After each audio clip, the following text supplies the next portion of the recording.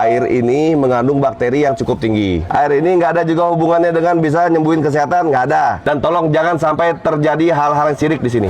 Intinya kalau sekarang, ini air nggak boleh diminum. Bu, Dinas Kesehatan udah cek lab, kandungannya tinggi bakterinya. Hasil labnya udah keluar ya, Pak Kadis? Jadi bulatannya mana Pak Kadis? Ini Pak Kadis SDM. Sekarang di Badan Geologi lagi studi nih Pak, lagi kajian 3 hari. Namun memang dibutuhkan kajian yang lebih komprehensif, butuh peralatan tambahan ya. Untuk Kaji secara lebih komprehensif detail, butuh geolistrik dan ini. kan tadi saya udah sempat lihat apa namanya hasil labnya ya. TDS-nya bagus katanya. TDS-nya bagus, pH-nya bagus, pH-nya 6,5. Ya 6,5. Sebenarnya minum ya relatif aman nggak aman sebenarnya ya. Ya. Secara aman nggak aman. Tapi ada bakteri E. coli. Ya. Tinggi kesehatan, dinas kesehatan. Bakteri E. coli-nya tinggi. Oh, tinggi ya? Ini dalam nggak? Dalam Hah? 8 meter Pak.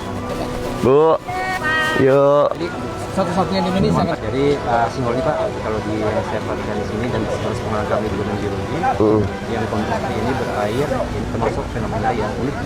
Dan saya coba di sini baru sekali sih. Baru sekali? Ya. Berarti sekitar sini pun sebenarnya masih bahaya ya? Kalau sebenarnya kita rekomendasinya 50 meter ini sebenarnya harus free. Sementara sampai kami update lagi, hitung lagi, analisis lagi, mungkin bisa kurang. Nah, sebenarnya Pak, secara jumlah besar insya Allah Pak, yang saya mengetahui ini spot-spot aja Pak. Oke. Spot-spot aja, insya Allah tidak membahayakan secara masif gitu Pak. Tapi kita juga nggak bisa menyepelekan Pak. Iya. Ya pada tua rezeki beliau. Rezeki dari Allah. Ya rezeki. Ya, ini bukan musibah, ini rezeki nih. Tapi jangan sampai sirik. Jadinya nanti ini yang saya khawatir di masyarakat banyak ini bilang air dari Zam-Zam lah masuknya, tembus ke Mekah lah, bisa ngobatin penyakit lah. Itu sirik jadi nanti.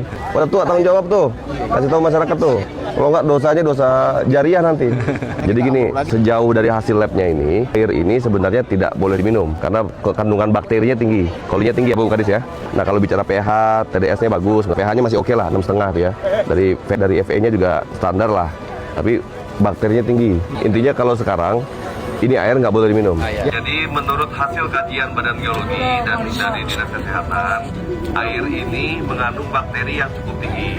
Jadi kalau bisa, tolong jangan diminum. Kalau dari sisi pH-nya 6,5 masih dalam batas standar, TDS-nya oke, FE-nya oke, tapi bakterinya tinggi. Jadi ini ibaratnya seperti kayak air-air di Tangaiya seperti biasa.